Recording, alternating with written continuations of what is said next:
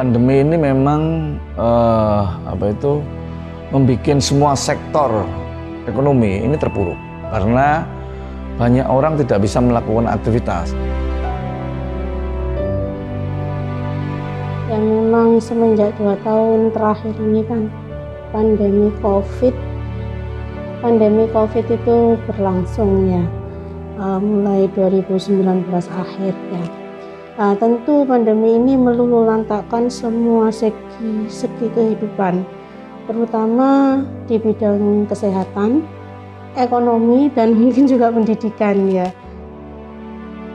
Apalagi pada saat di COVID ke-1 maupun COVID 2, mereka banyak hal-hal yang semuanya PPKM-nya level 3, level 4, dan akhirnya mereka tidak bisa bergerak di bidang ekonomi. Nah, segi ekonomi ini terdampak paling besar karena ada pembatasan sosial yang diterapkan oleh pemerintah mulai dari PPKM level 1 sampai level 4 kemarin itu, sehingga membuat perekonomian itu tidak bisa beroperasi 100%.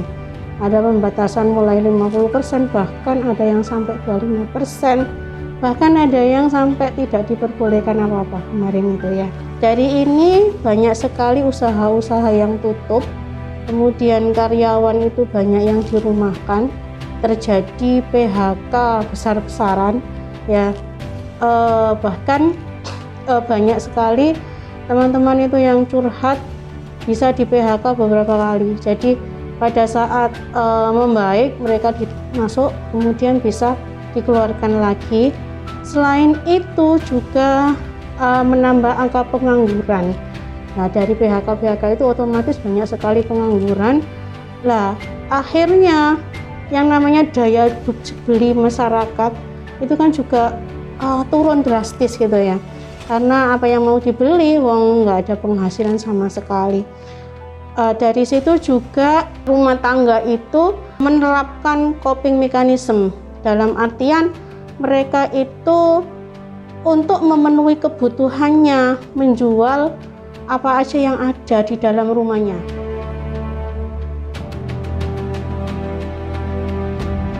Tapi dalam hal ini di UMKM kita selalu concern dan kita selalu benar-benar ingin membantu UMKM yang ada di Surabaya ini bangkit dan mereka bisa melakukan suatu aktivitas dan penjualannya. Kita juga bantu mempromosikan sebagai wali kota Pak Erik maupun wakil wali kota saya sendiri.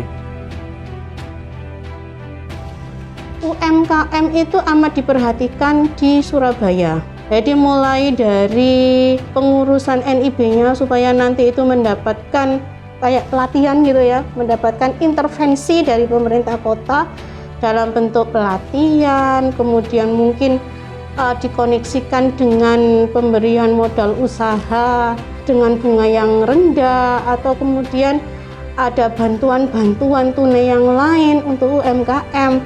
Nah, itu pemerintah sudah memberikan kerannya, sudah menguruskan atau mempermudah untuk pengurusan NIB bagi UMKM yang ada di Surabaya.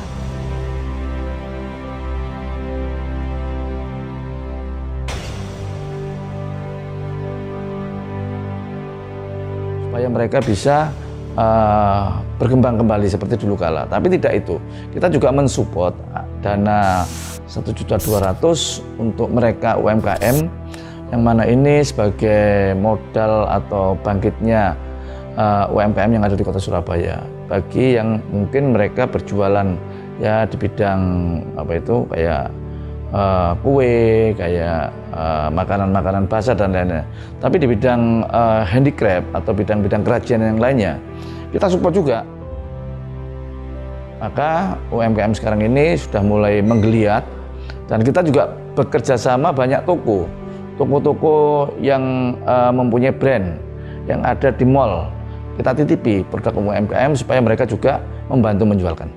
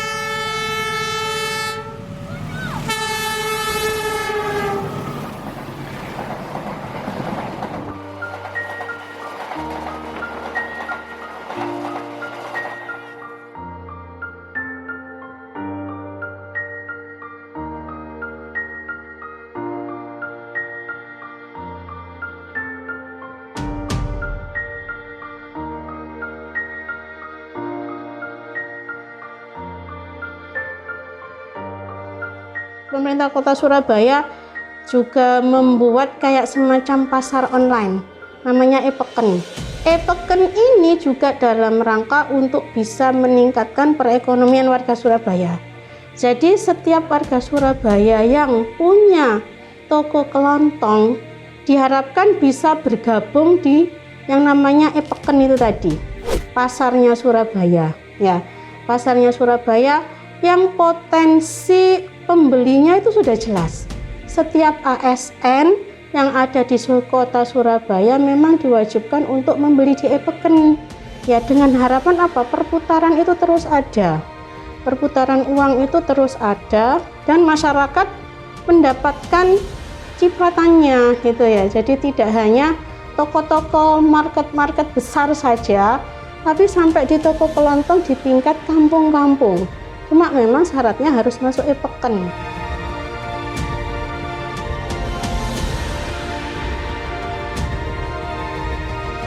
Ini saya harapkan pemerintah kota melalui Dinas Koperasi dan Perdagangan itu bisa mensosialisasikan e-peken UMKM-nya itu sampai di tingkat bawah, sampai di RT RW ya.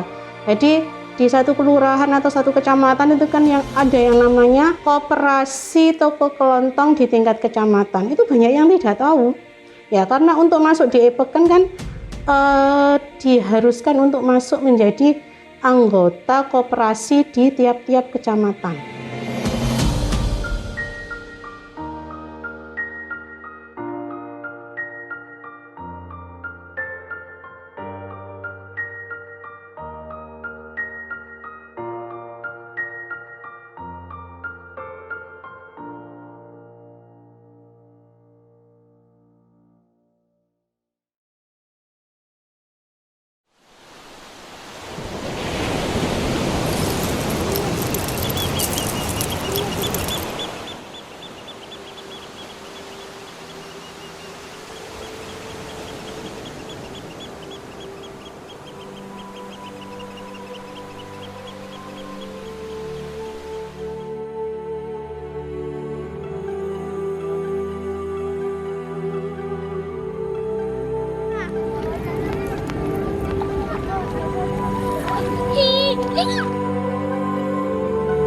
Saya sebutkan bahwa keterpihakan kita langsung, di mana produk-produk yang dipakai oleh ASN, anak-anak sekolah, termasuk souvenir, handicraft yang lainnya, ini bentuk kepedulian kita. Jadi sekarang ini mereka juga sudah mulai berjualan, baik itu di tempat-tempat keramaian, jalan tunjungan, di jembatan Suramadu, itu kita gelar produk-produk UMKM supaya mereka mempunyai kesempatan dan tidak ada biaya, tidak ada tarikan biaya.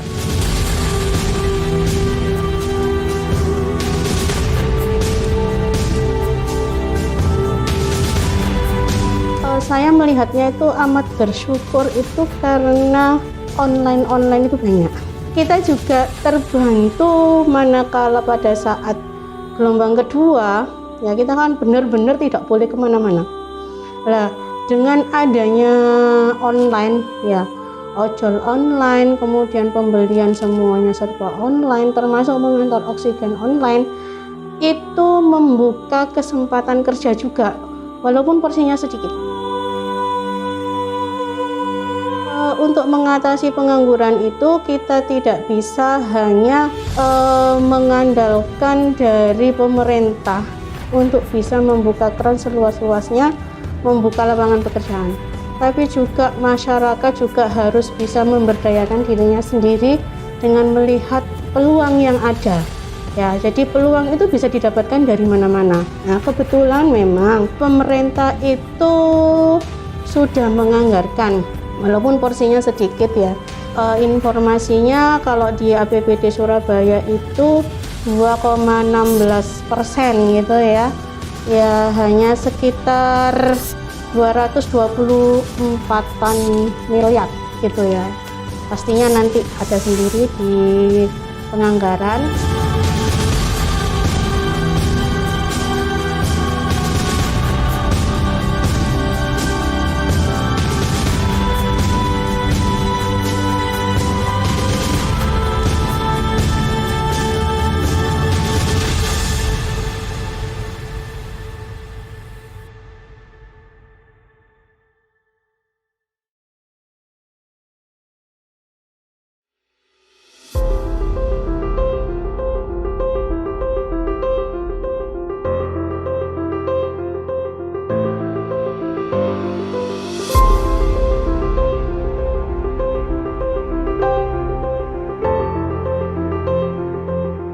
pertama, biasanya investor itu mereka orang yang tidak mau bertele-tele, orang yang biasanya itu tepat waktu, karena mereka melakukan investasi juga pakai pinjaman bank. Maka yang kita tawarkan adalah semua perizinan yang ada di Surabaya kita harapkan berjalan dengan on time, tepat, dan tidak ada pungli. Itu yang kita jamin. Investor dengan ajalnya seperti itu aja sudah senang. Jadi ketepatan waktu dalam mengurus perizinan dan tidak terlalu bertele-telenya dalam suatu hal birokrasi, ini akan bisa mempunyai kepercayaan terhadap investor. Maka dari itu, hal-hal yang sifatnya tidak terlalu birokrasi, maka kita potong-potong supaya mereka tidak mengalami hal kesulitan dalam menanamkan modal yang ada di Surabaya. Nah, dari porsi untuk meningkatkan ekonomi itu tentunya itu kan untuk seluruh masyarakat.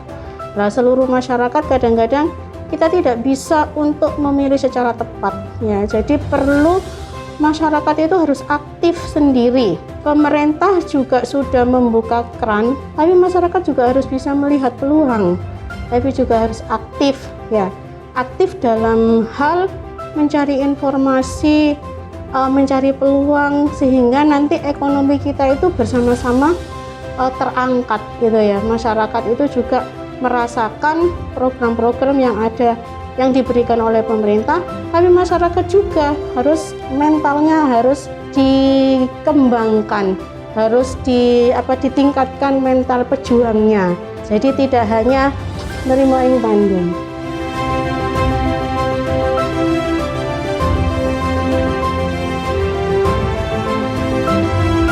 Ya, kita bikin gebrakan baru, kita menawarkan beberapa tempat untuk mereka bisa berinvestasi dan mereka bisa menanamkan modal atau menanamkan lapangan kerja, membuka lapangan kerja di Surabaya ini dengan jaminan bahwa Surabaya ini aman, Surabaya ini tidak terlalu hal-hal yang ribet dan segala macamnya. Dan yang paling utama adalah perizinan. Tadi yang saya sampaikan, izin itu yang harus benar-benar tepat dan tidak terlalu lama dan bertele-tele.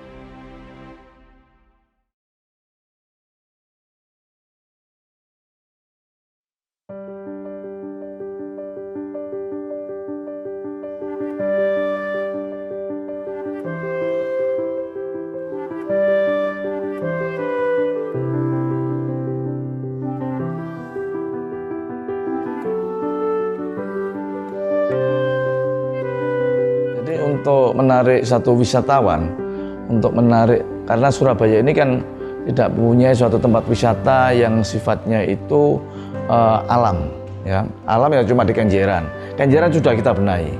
Kampung-kampung lawas yang ada di tengah kota itu sudah kita support juga. Begitu juga Kampung Penele, tempat kelahiran Bung Karno, di mana mereka sebagai destinasi wisata. Dan mungkin tempat-tempat kuliner-kuliner yang ada di Kota Surabaya, SVK dan segala macam kita support. Mereka kita promosikan, kita berikan satu tempat yang biayanya tidak terlalu mahal dan sangat murah sekali. Ini membangkitkan supaya mereka ini benar-benar bangkit pada saat pandemi sudah mau berakhir.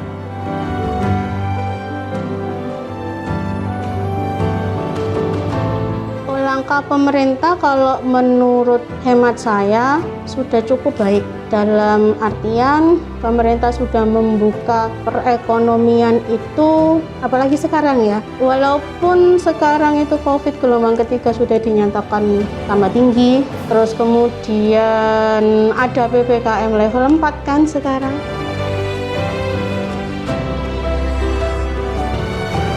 Tapi Surabaya, alhamdulillah Pak Walinya mengatakan ekonomi tetap jalan. Jadi masyarakat itu hanya disarankan untuk melakukan prokes yang bagus. Tidak ada istilahnya penutupan tempat usaha. Mungkin pembatasan dalam hal ini adalah pembatasan jumlah pengunjung ya. Tapi kalau pembatasan sampai ditutup tempat usahanya, wisatanya, insya Allah enggak.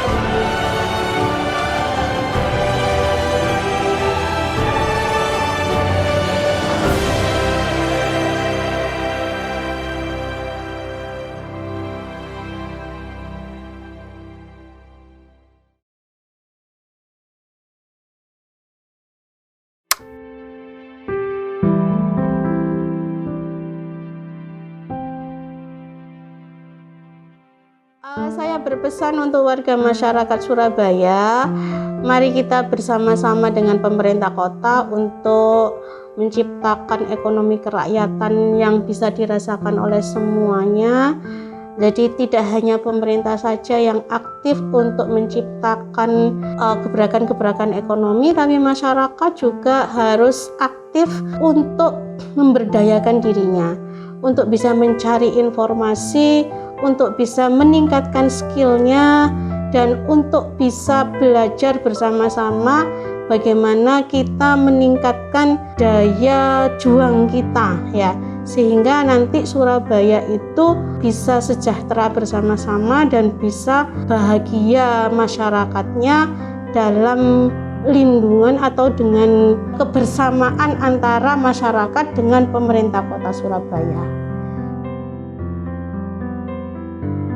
Pesan saya terhadap masyarakat Surabaya yang mempunyai suatu keinginan untuk mereka bisa mengembangkan bakat dan mungkin dagangan atau kulinernya apa-apa, maka kita memberikan suatu NIP, nomor induk untuk perizinan. Kita permudah supaya mereka bisa gampang untuk terutama mempunyai suatu aplikasi. Pemerintah kota juga punya aplikasi namanya e-Peken. Dan itulah yang membantu masyarakat di mana e-Peken ini bisa dijadikan suatu alat untuk bisa mempromosikan dan gampang untuk melihat barang-barang dagangan apa saja yang diedukasi sama warga. Pandemi belum usai. Rasa sakit, cemas, takut, sedih, dan khawatir datang bersamaan seolah mendera raga sampai tak berdaya. Mereka yang kehilangan, mereka yang merelakan, juga mereka yang harus bertahan. Hidup dalam segala ketidakpastian yang hingga kini masih menjadi tantangan. Berbagai upaya telah dilakukan. Kembali pada situasi yang aman menjadi hal besar dalam suatu pengharapan. Jarum jam terus berputar. Waktu terus berjalan, dan kita tak bisa tinggal diam. Kita saling berpegangan tangan, bahu-membahu menopang kehidupan. Saat ini bukan keegoisan yang diutamakan. Aktif mencari peluang, berkeinginan kuat memulihkan keadaan. Dengan tekad, kita bisa.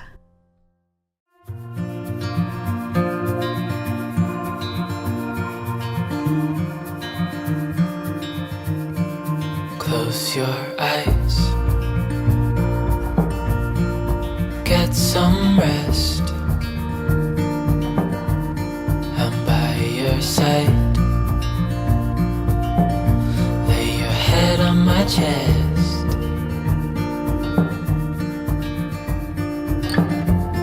I know you've had a really bad day.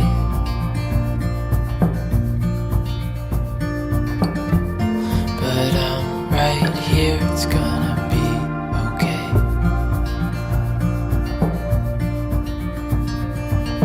The world could fall down, it's gonna be okay.